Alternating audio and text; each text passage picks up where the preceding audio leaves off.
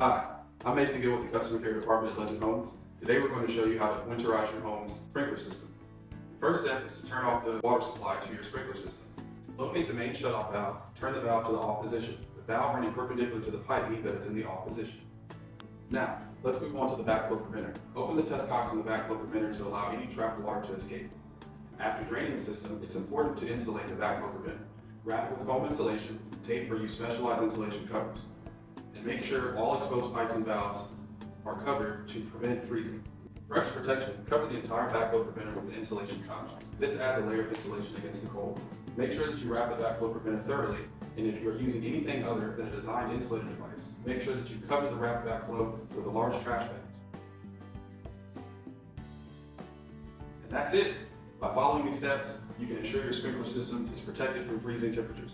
Here are a few additional tips. Monitor the weather forecast and take action before the first freeze. And if you're unsure about any step, consider hiring a professional to winterize your system. Thanks for watching and stay warm.